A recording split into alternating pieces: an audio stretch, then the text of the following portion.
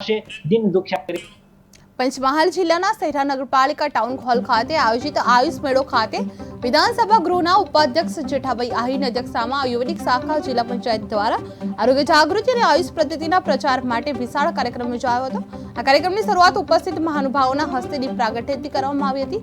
આ પ્રસંગે જેઠાભાઈ આહિરે લોકોને એલોપેથિક દવાની બદલે આયુર્વેદ હોમિયોપેથિક પદ્ધતિ અપનાવવાની અપીલ કરી હતી। તેને આરોગ્યદાયક જીવન માટે દિનચર્યા અને ઋતુચર્યાનું પાલન કરવાની પણ સલાહ આપવામાં આવી હતી। મેળામાં આયુષ પદ્ધતિઓ अंतर्गत निदान અને સારવાર કેમ્પ, ઋતુચર્યા, દિનચર્યા પર પ્રદર્શન અને વાનગી પ્રદર્શન સહિત વિવિધ પ્રવૃત્તિઓ યોજાઈ હતી।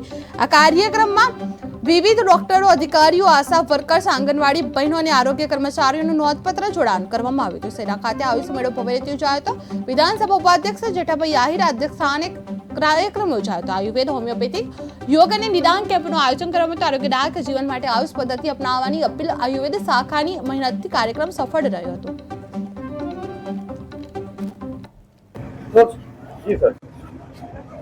आज रोज शहरा नगरपालिका हॉल नी अंदर आयुष मेळाનું ઉદ્ઘાટન કર્યું।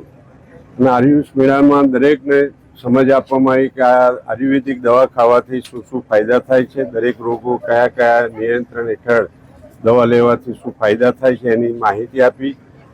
એલોપેથિક ઉપર જે લોકો ચડી ગયા છે અને આયુર્વેદિક આપણા જે જૂના જમાનાના વૈદરાજો જે કામ કરતા હતા એ વૈદરાજો તરીકે આજે આયુષ ડૉક્ટરો જે છે, આયુર્વેદિક ડૉક્ટરો છે, એ વૈદરાજો જ છે।